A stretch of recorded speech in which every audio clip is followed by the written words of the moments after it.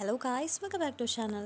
ഇന്ന് നമ്മൾ കാണാൻ പോകുന്നത് പൊട്ടേറ്റോ ലാബിൻ്റെ 9th എപ്പിസോഡാണ്. കഴിഞ്ഞ എപ്പിസോഡിൽ മീക്കിങ്ങും ബേഖോയും ഹീജനും സേയും അങ്ങനെ എല്ലാവരും പരസ്പരം കണ്ടുമുട്ടുന്ന ഒരു സീനോട് കൂടിയിട്ടാണ് നമ്മൾ നിർത്തിയത്. ഈ ഒരു എപ്പിസോഡിൻ്റെ തുടക്കത്തിൽ തന്നെ ഒരു പഴയ ഫ്ലാഷ് ബാക്ക് ആണ് കാണിക്കുന്നത്. അതിൽ മീക്കിങ് കീസയും റിലേഷനായിരുന്ന ഒരു ടൈമിൽ കീസയെ പുറത്തുനിന്ന് വരുന്നതറിഞ്ഞ് മീക്കിങ് ആകട്ടെ അവന് വേണ്ടിയിട്ട് വലിയൊരു സർപ്രൈസ് ഒക്കെ പ്ലാൻ ചെയ്ത് അവന് വേണ്ടി എയർപോർട്ടിൽ വെയിറ്റ് ചെയ്തിരിക്കുന്ന ടൈമിൽ തന്നെ കീസെ അവളെ വിളിച്ച് അവൻ മനഃപൂർവ്വം വരാത്ത രീതിയിൽ കുറെ എക്സ്ക്യൂസുകളൊക്കെ പറയുന്നത് കേട്ട് മീക്കിങ് വളരെ വിഷമിച്ച് അവന് സർപ്രൈസ് കൊടുക്കാനായിട്ട് വെയിറ്റ് ചെയ്തുകൊണ്ടിരിക്കുന്ന ഉങ്ജുവിൻ്റെയും ക്യങ്ങിൻ്റെ അടുത്തേക്ക് വരാണ്. ഈ സമയത്ത് ക്യങ് അവൻ നിന്നെ മര്യാദയ്ക്കല്ല ട്രീറ്റ് ചെയ്യണേന്നും ഇത്രയും വർഷമായിട്ട് നിങ്ങളൊരു റിലേഷനിലായിട്ട് നിന്നെ ഒന്ന് കാണാൻ പോലും അവൻ എന്താ ആഗ്രഹമില്ലേ എന്നൊക്കെ മേക്കിങ്ങിൻ്റെ അടുത്ത് ചോദിക്കുമ്പോൾ അവർ കുറേ വർഷങ്ങളായിട്ട് ഓൾറെഡി റിലേഷൻഷിപ്പിലായതുകൊണ്ട് അവർക്കിടയിൽ അങ്ങനെ ചെറിയ ചെറിയ കാര്യങ്ങൾക്ക് പ്രസക്തി ഇല്ലെന്നും അവർ തമ്മിൽ ഇപ്പോഴും നല്ല ബോണ്ടിങ് ആണെന്നും അവന് റിപ്ലൈ കൊടുക്കുന്നുണ്ട്. പക്ഷെ അധികം വൈകാതെ തന്നെ ഹീസെ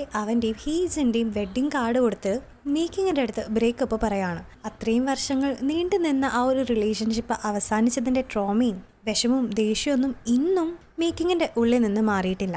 അങ്ങനെ പ്രസൻറ്റിലേക്ക് വരുമ്പോൾ ഇപ്പോൾ കീസയും ഹീജനെയും ഒരുമിച്ച് കാണുമ്പോഴാണ് അന്ന് ആ ഒരു വെഡ്ഡിങ് കാർഡിലുണ്ടായിരുന്ന പേര് അവൾ ഓർക്കുന്നതും തുടർന്ന് ഹീജൻ ചെയർമാൻ്റെ മകളാണെന്ന് അവൾ ഓർത്തെടുക്കുന്നതും. അങ്ങനെ പെട്ടെന്ന് ഈ കാര്യങ്ങളൊക്കെ കണ്ട് അപ്സെറ്റായ അവൾ ബാത്റൂമിൽ പോവാന്ന് പറഞ്ഞ് ബേക്കോയുടെ അടുത്തുനിന്ന് ഓടിപ്പോകുന്നുണ്ട്.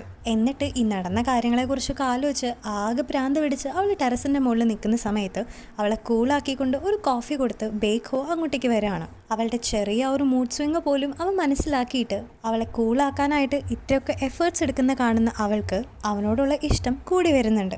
മാത്രമല്ല എനിക്ക് കുറച്ച് ബാഡ് മെമ്മറീസ് വന്നതാണ്, വേറെ പ്രശ്നങ്ങളൊന്നും ഇല്ലയെന്ന് അവൾ പറയുമ്പോൾ നിനക്ക് എന്തെങ്കിലും പ്രശ്നം ഉണ്ടെങ്കിൽ എപ്പോൾ വേണമെങ്കിലും എൻ്റെ അടുത്ത് ഓപ്പണായിട്ട് തന്നെ പറയാമെന്ന് ബേഖോയും പറയുന്നുണ്ട്. ഇത് കേൾക്കുന്ന മ്യൂക്കിങ് എനിക്കൊരു സീക്രട്ട് പറയാനുണ്ടെന്ന് പറഞ്ഞ് അവനെ അടുത്തേക്ക് വിളിച്ചിട്ട് അവൻ്റെ ചീക്കിൽ കിസ് ചെയ്യാണ്. അങ്ങനെ ആ ഒരു നാണത്തിൽ അവൻ വളരെ ബ്ലഷ്ഡായിട്ട് നിൽക്കുകയാണ്. ഇതേ സമയം ഹീജനിനെയും കീസയും കാണിക്കുകയാണെങ്കിൽ ഹീജനിന് ഇപ്പോഴും കീസയോടുള്ള അത്രയും ഒരു എഫെക്ഷൻ കീസയ്ക്ക് തിരിച്ചുണ്ടോയെന്ന് തോന്നുന്നില്ല. ഇപ്പം തന്നെ ഒരുമിച്ചൊരു കോഫി കുടിക്കുന്ന കാര്യമൊക്കെ ഹീജൻ പറയുമ്പോൾ അതൊന്ന് കേൾക്കാൻ പോലും നിൽക്കാതെ അവൻ അവിടെ നിന്ന് പോവാണ്. അവൾ വീണ്ടും ഓരോ എക്സ്ക്യൂസുകളൊക്കെ പറഞ്ഞ് അവൻ്റെ അടുത്തേക്ക് ചെല്ലുന്ന സമയത്ത് നീ അത്രയും വലിയ റിച്ച് ആയെന്ന് വിചാരിച്ച് നിനക്ക് എല്ലാവരെയും കയ്യിലെടുക്കാനായിട്ട് പറ്റില്ലെന്നും ഇത്രയും നാൾ എൻ്റെ അഭിമാനം പോലും കളഞ്ഞ് നിന്നെപ്പറ്റി അറിയാൻ നിന്നെ ഫോളോ ചെയ്ത് ഞാൻ നടന്നുവെങ്കിലും ഇനി അവൻ അതിന് ഒട്ടും ഇൻട്രസ്റ്റഡ് അല്ലെന്നും അവർ തമ്മിലുള്ള റിലേഷൻഷിപ്പ് തന്നെ വളരെ ബാഡാണെന്നും അവൻ പറയുമ്പോൾ അങ്ങനെ അവരുടെ റിലേഷൻഷിപ്പ് ബാഡായിട്ട് വരാനായിട്ടുള്ള കാരണം കീസെ തന്നെയാണെന്നും ഹീജനാകട്ടെ പരമാവധി അവൻ അഡ്ജസ്റ്റ് ചെയ്ത് നല്ല ഒരു ഫാമിലി ലൈഫ് ലീഡ് ചെയ്യാനായിട്ട് ശ്രമിച്ചിട്ടുള്ളൂ എന്ന് പറഞ്ഞ് കരഞ്ഞുകൊണ്ട് അവളും അവിടെ നിന്ന് പോവാണ്. അങ്ങനെ നൈറ്റ് വർക്കെല്ലാം കഴിഞ്ഞതിന് ശേഷം മ്യൂക്കിങ്ങും ബേഖോയും കൂടി ഒരുമിച്ച് ഒരു ഡിന്നർ ഡേറ്റിന് പോകുന്നുണ്ട്. അങ്ങനെ അവർ വളരെ റൊമാൻറ്റിക് ആയിട്ട് ഫുഡൊക്കെ കഴിച്ച് അവരുടെ ഡേറ്റ് എൻജോയ് ചെയ്തിരിക്കുന്ന സമയത്താണ് കുടിച്ച് ഒരു ബോധവും ഇല്ലാണ്ട് അവിടെ കിടക്കുന്ന ഹീജനെ അവർ കാണുന്നത്. ബേഖോയെ കണ്ടപ്പോൾ തന്നെ അവളുടെ ഫ്രണ്ടാണെന്ന് പറഞ്ഞ് അവൾ ബേഖോയുടെ അടുത്തേക്ക് ഓടി വരാണ്. നേരത്തെ തന്നെ അവളെ കണ്ടപ്പോൾ വളരെ അൺകംഫർട്ടബിൾ ആയിട്ടുള്ള മീക്കിങ്ങിന് അവിടെ വെച്ച് അവളെ കാണുമ്പോൾ ഇരട്ടി പ്രാന്ത് വരുന്നുണ്ടെങ്കിലും ബേഖോയ്ക്ക് വേണ്ടി അവൾ അതെല്ലാം കടിച്ചമർത്തിയിരിക്കുകയാണ്. അങ്ങനെ ഇരുന്ന് സംസാരിക്കുന്നതിൻ്റെ ഇടയിൽ ബേഖോയും മ്യൂക്കിങ്ങും നല്ലൊരു കപ്പിളാണെന്നും അവരെ കാണുമ്പോൾ അസൂയ തോന്നുന്നുണ്ടെന്നും ഹീജൻ ഓപ്പണായിട്ട് തന്നെ അവരുടെ അടുത്ത് പറയുന്നുണ്ട്. മാത്രമല്ല അവരെ കാണുമ്പോൾ അവൾക്ക് പഴയ കാര്യങ്ങളാണ് ഓർമ്മ വരുന്നതെന്നും പണ്ട് ബേഖോയും കീസയും ഹീജനും നല്ല ഫ്രണ്ട്സ് ആയിരുന്ന സമയത്ത് ഒരുമിച്ച് 3 പേരും കൂടി ഇരുന്ന് ഡ്രാമ കണ്ടതും എൻജോയ് ചെയ്തതെല്ലാം അവൾ മിസ് ചെയ്യുന്നുണ്ടെന്ന് പറയുമ്പോൾ അപ്പോൾ എപ്പോഴാണ് നിങ്ങൾ ആദ്യമായിട്ട് കീസയെ കണ്ടതെന്ന് മ്യൂക്കിങ് ഹീജനിൻ്റെ അടുത്ത് ചോദിക്കുന്നുണ്ട്. അവൾ വളരെ കാഷ്വൽ ആയിട്ടാണ് ചോദിക്കുന്നതെങ്കിലും ഇപ്പം ഹീജൻ പറഞ്ഞ ആ ഒരു 6 വർഷങ്ങൾക്ക് മുമ്പ് ഉള്ള സമയത്ത് ശരിക്കും മ്യൂക്കിങ്ങും കീസയും തമ്മിൽ റിലേഷനിലായിരുന്ന ഒരു കാലമായിരുന്നു. ബ്രോഡ് വെച്ച് ബേഖോയെ കാണാനായിട്ട് ഒരിക്കൽ ഹീജൻ പോയ സമയത്താണ് അവൻ്റെ അപ്പാർട്ട്മെൻറ്റിൽ വെച്ച് തന്നെ അവൾ ആദ്യമായിട്ട് കീസയെ കണ്ടതെന്നും കീസയെ കണ്ടപ്പോൾ തന്നെ അവൾക്ക് അവനോട് വളരെ വലിയ അട്രാക്ഷൻ തോന്നിയിട്ട് അവനെ കല്യാണം കഴിക്കണം എന്ന വാശിയോട് കൂടിയിട്ട് പിന്നീട് അവൾ കൊറിയയിലേക്ക് വന്നതാണെന്നും ഹീജൻ പറയാണ്. മാത്രമല്ല അവരവിടെ ആയിരുന്ന സമയത്ത് ഒരുമിച്ച് ഡേറ്റുകൾ പോയതും ലൈഫ് എൻജോയ് ചെയ്തതൊക്കെ എത്രമാത്രം നല്ല മൊമെന്റ്സ് ആയിരുന്നെന്നും അവൾ റീകളക്ട് ചെയ്യുമ്പോൾ ഇതൊക്കെ കേട്ട് വളരെ ഇറിറ്റേറ്റഡും അൺകംഫർട്ടബിൾ ആയിട്ട് ഇരിക്കുകയാണ് മീക്കിങ്. അല്ലെങ്കിലും ഈ എക്സിൻ്റെയും ഗേൾഫ്രണ്ടിൻ്റെ ഒക്കെ കാര്യങ്ങൾ കേൾക്കാനായിട്ട് ആർക്കും അത്രയും താല്പര്യങ്ങളൊന്നും ഉണ്ടാവില്ലല്ലോ.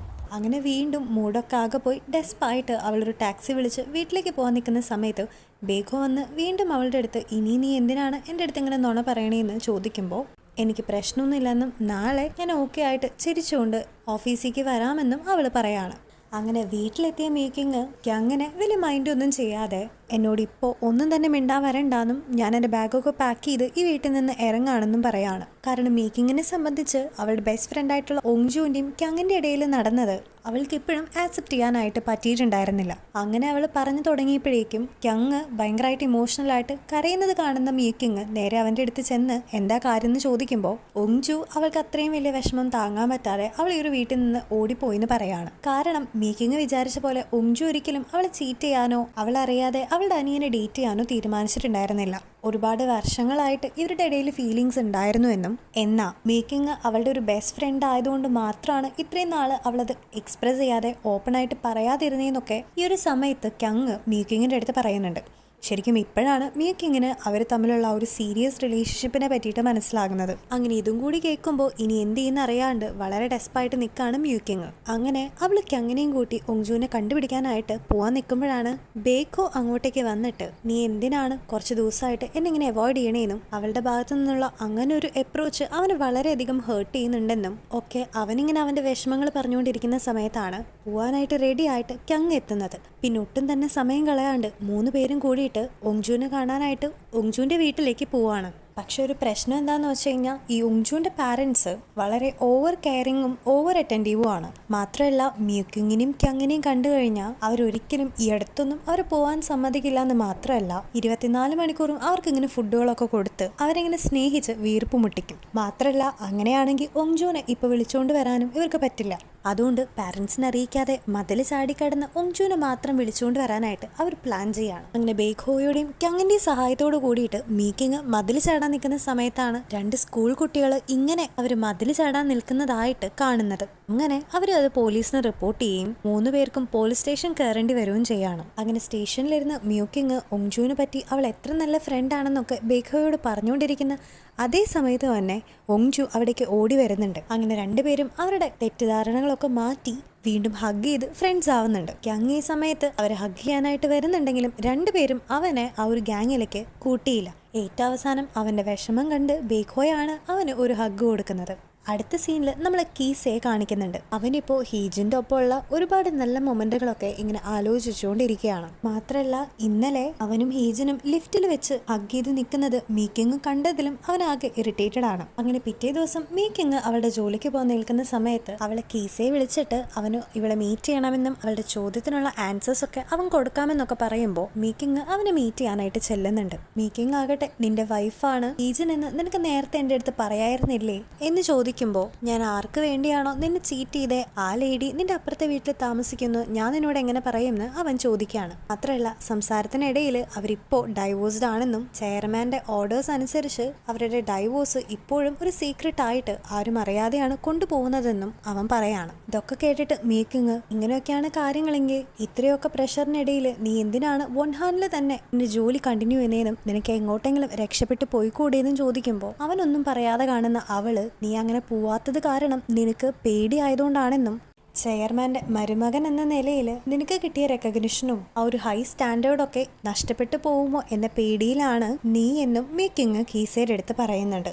മാത്രമല്ല എന്തൊക്കെയുണ്ടായാലും കീസെ എപ്പോഴും ഹാപ്പി ആയിട്ട് ഇരിക്കട്ടെ എന്ന് പറഞ്ഞിട്ട് അവൾ അവിടെ നിന്ന് പോവാണ്. അങ്ങനെ ഇരിക്കുകയാണ് അവരുടെ പൊട്ടേറ്റോ ലാബിൽ ചെറിയൊരു ഇഷ്യൂ ഉണ്ടാവുന്നത്. ഇപ്പോൾ പുതിയതായിട്ട് പൊൻഹാനിൽ നിന്നും ഇവരുടെ ഓഫീസിൽ ജോയിൻ ചെയ്ത ആ ഒരു വർക്കർ ആകട്ടെ ഇതിലുള്ള എല്ലാവരും വളരെ സേഫായിട്ട് അടച്ചുപൂട്ടി വെച്ചിരുന്ന ഗ്രീൻ ഹൗസിന്റെ ഡോർസിനെയും വിൻഡോസൊക്കെ തുറന്നിട്ടത് കാരണം അവിടെ ഇരിക്കുന്ന പ്ലാന്റ്സിനെല്ലാം ഏതെങ്കിലും രീതിയിലുള്ള ഇൻഫെക്ഷൻസ് ഉണ്ടായേക്കാം. അങ്ങനെ ഈ ഒരു കാര്യം അറിഞ്ഞ് ആ ഒരു ലാബിൽ എല്ലാവരും തന്നെ അയാളിട്ട് ഓടിച്ച് നല്ല പണി കൊടുക്കുന്നുണ്ട്. അങ്ങനെ ഈ കാര്യങ്ങളെല്ലാം അറിഞ്ഞ് ബേഖോ അങ്ങോട്ടേക്ക് വന്നിട്ട് അയാൾ ഉണ്ടാക്കി വെച്ച ആ ഒരു പ്രോബ്ലംസ് ഒക്കെ ഇത്രയും കഷ്ടപ്പെട്ട് ശരിയാക്കിയെടുത്ത് ടയേർഡായി കിടക്കുന്ന മീക്കിങ്ങിന് കൊടുക്കാനായിട്ട് ഫുഡെല്ലാം എടുത്തിട്ട് അവളുടെ അടുത്ത് വന്ന് നല്ല രീതിയിൽ അവളോട് സംസാരിച്ച് അവൾക്ക് ഫുഡ് കൊടുത്ത് അവൻ അവിടെ നിന്ന് പോവാണ്. അങ്ങനെ പിറ്റേ ദിവസം മീക്കിങ് രാവിലെ നേരത്തെ ഓഫീസിലേക്ക് വന്നിട്ട് പൊൻഹാനിൽ നിന്നും വന്ന ആ ഒരു പുതിയ അസിസ്റ്റന്റ് കോവർക്കറുമായിട്ട് സംസാരിക്കുകയാണ്. അവള് അധികം വൈകാതെ തന്നെ ഈ ഒരു ഓഫീസിൽ നിന്ന് റിസൈൻ ചെയ്ത് പോകുന്ന കാരണം കൊണ്ട് അവൾക്ക് മുമ്പും പിമ്പും ഒന്നും നോക്കണ്ടാന്നും അതുകൊണ്ട് മര്യാദയ്ക്ക് ഇവിടെ ആർക്കും ഒരു പ്രശ്നം ഉണ്ടാക്കാത്ത രീതിയിൽ നിന്റെ കാര്യം കാര്യം മാത്രം നോക്കി ജോലി ചെയ്യാനായിട്ട് നല്ല രീതിയിൽ തന്നെ അവള് ആ ഒരു പുതിയ ആളെ ഭീഷണിപ്പെടുത്തുന്നുണ്ട്. അതിൽ പേടിച്ചു പോയ അയാള് എല്ലാം സമ്മതിച്ചു കൊടുക്കുകയും ചെയ്യുന്നുണ്ട്. അങ്ങനെ പിന്നീട് ബേഖോ മീക്കിങ്ങിനെ വിളിച്ച് കുറെ പൊട്ടേറ്റോസിനെല്ലാം കൃഷി ചെയ്യുന്ന ഒരു സ്ഥലത്തേക്ക് വന്നിരിക്കുകയാണ്. അങ്ങോട്ട് ചെന്നപ്പോൾ തന്നെ മീക്കിങ്ങിന്റെ മുഖത്ത് നല്ല സന്തോഷം ഉണ്ടായിരുന്നു. കാരണം അവൾക്ക് ഏറ്റവും ഫേവറേറ്റ് ആയിട്ടുള്ള ഒരു സ്ഥലം തന്നെയാണ് ആ പൊട്ടേറ്റോ ഫാം എന്ന് പറയുന്നത്. അങ്ങനെ മീക്കിങ് ആ ഒരു പൊട്ടേറ്റോ ഫാമിനെ കുറിച്ചൊക്കെ അവൻ്റെ അടുത്ത് സംസാരിക്കുന്നതിനിടയിൽ എനിക്കൊരു കാര്യം പറയാനുണ്ടെന്ന് ബേഖോ പറയാണ്. എന്നിട്ട് അവൻ ഗ്രൗണ്ടിൽ മുട്ടുകുത്തി നിൽക്കുന്നത് കാണുമ്പോൾ മേക്കിങ് അവൾക്ക് ബേഖോയെ വളരെയധികം ഇഷ്ടമാണെന്നും പക്ഷെ ഈ ഒരു സമയത്ത് ഇവിടം വരെയൊന്നും നമ്മൾ എത്തിയിട്ടില്ലെന്നും നമുക്ക് പയ്യെ മൂവ് ചെയ്യാമെന്നൊക്കെ അവള് പറയുമ്പോൾ ബേഖോ പ്രപ്പോസ് ചെയ്യാണെന്ന് അവൾ തെറ്റിദ്ധരിച്ചതാണെന്ന് മനസ്സിലാക്കുന്ന ബേഖോ അവനിപ്പോ അവളെ പ്രപ്പോസ് ചെയ്തല്ലെന്നും അവളെ ഡേറ്റിലേക്ക് ക്ഷണിച്ചതാന്ന് പറഞ്ഞ് അവളെ കിസ് ചെയ്യാണ്. അങ്ങനെ അടുത്ത സീനിൽ കീസയുടെ അച്ഛൻ മരിച്ചതിനെ തുടർന്ന് മീക്കിങ് അവരുടെ അച്ഛൻ്റെ ഫ്യൂണറൽ ഹാളൊക്കെ വിസിറ്റ് ചെയ്യാണ്. അങ്ങനെ ഫ്യൂണറലൊക്കെ കഴിഞ്ഞ് അവർ രണ്ടുപേരിരുന്ന് സംസാരിക്കുന്നതിൻ്റെ ഇടയിലാണ് കീസെ പാസ്റ്റിൽ നടന്ന കാര്യങ്ങളൊക്കെ ആലോചിക്കുന്നത്. കീസെ ആ ഒരു സമയത്ത് ഹീജിനെ കല്യാണം കഴിച്ചു എന്നത് ശരിയാണ്. പക്ഷെ കല്യാണത്തിന് ശേഷം അവരുടെ അങ്ങനെ ഹാപ്പി മാരേജ് ഒന്നും ആയിരുന്നില്ല. കാരണം കല്യാണത്തിന് ശേഷം കീസയ്ക്ക് എപ്പോഴും ഒരു റിഗ്രറ്റ് ആയിരുന്നു. അത്രയും നാള് അവന് സിൻസിയർ ആയിട്ട് സ്നേഹിച്ച മീക്കിങ്ങിനെ അവനെ ഉപേക്ഷിച്ചു എന്നും ചീറ്റ് ചെയ്തു എന്നുള്ള ആ ഒരു കുറ്റബോധം എപ്പോഴും അവൻ്റെ ഉള്ളിൽ കിടക്കുന്നതുകൊണ്ട് തന്നെ അവന് മര്യാദയ്ക്കൊന്ന് ഹീജിനെ സ്നേഹിക്കാൻ പോലും പറ്റുന്നുണ്ടായിരുന്നില്ല. കല്യാണം കഴിഞ്ഞിട്ട് പോലും ഹീജിനെ കീസയുടെ വീട്ടിൽ നിന്നും അവനും മീക്കിങ്ങും തമ്മിൽ എക്സ്ചേഞ്ച് ചെയ്ത കുറെ സാധനങ്ങളൊക്കെ കിട്ടുമ്പോൾ അതിനൊരു പ്രോപ്പർ എക്സ്പ്ലനേഷൻ കൊടുക്കാൻ പോലും കീസയ്ക്ക് പറ്റുന്നുണ്ടായിരുന്നില്ല. അങ്ങനെ ഇക്കാര്യങ്ങളൊക്കെ ആ ഒരു ഫ്യൂണറൽ ഹാളിൽ വെച്ച് ഓർക്കുമ്പോഴാണ് അവൻ ശരിക്കും മാത്രം മേക്കിങ്ങിൽ ഒബ്സസ്ഡ് ആയിരുന്നു എന്ന് അവനും മനസ്സിലാക്കുന്നത്. അത് തിരിച്ചറിഞ്ഞ ആ സമയത്ത് തന്നെ അവൻ വേഗം തന്നെ മേക്കിങ്ങിന്റെ അടുത്തേക്ക് ഓടിച്ചെന്ന് അവളെ ഹഗ് ചെയ്ത് കരഞ്ഞുകൊണ്ടിരിക്കുകയാണ്. മേക്കിങ്ങിനും ആ ഒരു സമയത്ത് പെട്ടെന്ന് എന്താണ് ചെയ്യേണ്ടതെന്ന് അറിയാതെ അവളും ആകെ ഷോക്ക്ഡ് ആയിട്ട് നിൽക്കുകയാണ്. പക്ഷെ ഇതേ സമയത്ത് ആ ഒരു ഫ്യൂണറൽ ഹോമിലേക്ക് മരിച്ചുപോയ അവൻ്റെ അച്ഛനെ കാണാനായിട്ട് എത്തിയ ബേഖോയും അവരങ്ങനെ ഹഗ് ചെയ്ത് നിൽക്കുന്ന ആ ഒരു കാഴ്ച കണ്ട് തെറ്റിദ്ധരിച്ച് ആകെ കൺഫ്യൂസ്ഡ് ആയിട്ട് നിൽക്കുന്ന ഒരു സീനോട് കൂടിയിട്ടാണ് ഇന്നത്തെ എപ്പിസോഡ് ഇവിടെ എൻഡ് ചെയ്യുന്നത്. ഇനി ബേഖോയ്ക്ക് മീക്കിങ്ങിനും എന്തൊക്കെയാണ് സംഭവിക്കാനും അവരൊന്ന് ഡേറ്റ് ചെയ്ത് തുടങ്ങിയ സമയത്ത് തന്നെ അത് ഒരു ഫെയിലിയർ ആയി മാറുമോന്നും ഒക്കെ അറിയാനായിട്ട് ഇനിയുള്ള എല്ലാ എപ്പിസോഡ്സും മറക്കാണ്ട് കാണണം കേട്ടോ. അപ്പോൾ ഈ ഒരു ഡ്രാമ ഇഷ്ടപ്പെട്ട് കഴിഞ്ഞാൽ ഞങ്ങളുടെ ചാനൽ സബ്സ്ക്രൈബ് ചെയ്യാനും വീഡിയോ ലൈക്ക് ചെയ്യാനൊന്നും മറക്കരുതേ. Next video. Take care and bye-bye.